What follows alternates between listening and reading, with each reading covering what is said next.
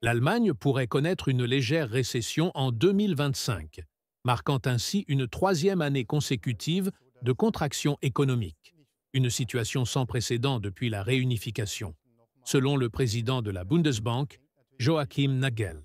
S'exprimant lors des réunions de printemps du FMI et de la Banque mondiale, Nagel a souligné la vulnérabilité de l'économie allemande, fortement dépendante des exportations, en particulier face aux nouveaux droits de douane américains introduits par le président Donald Trump.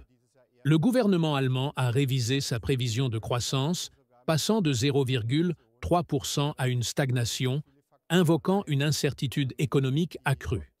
Les exportations devraient en chuter de 2,2% en 2025, après un recul de 1,1% en 2024.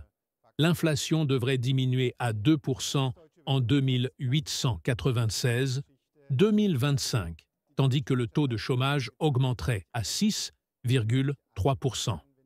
Nagel a insisté sur l'importance de mettre en œuvre rapidement des réformes économiques par le nouveau gouvernement de coalition et a exprimé son optimisme quant à une stabilisation de l'inflation dans la zone euro à l'objectif de 2% fixé par la Banque centrale européenne au cours de l'année 2025.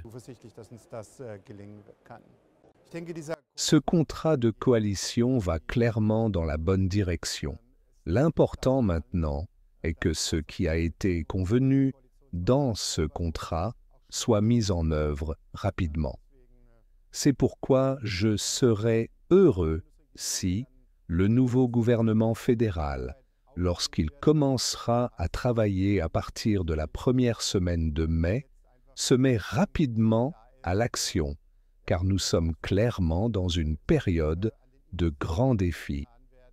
Il faut investir massivement. Nous avons besoin d'un coup de pouce dans les investissements pour la numérisation et la défense. Ces questions doivent être résolues rapidement.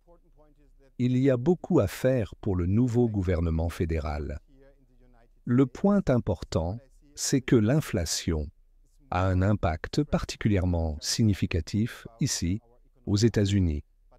De ce que je vois du côté européen, le stress vient davantage de la question des droits de douane lorsqu'on parle de perspectives économiques, mais pas du côté de l'inflation.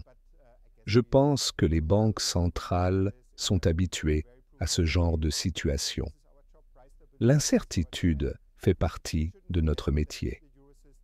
Oui, vous avez raison, elle est peut-être un peu plus forte qu'à d'autres périodes, mais je pense que nous pouvons gérer cela de manière prudente, et c'est notre mission, assurer la stabilité des prix. Il ne faut pas oublier que l'eurosystème a, selon moi, bien fait son travail.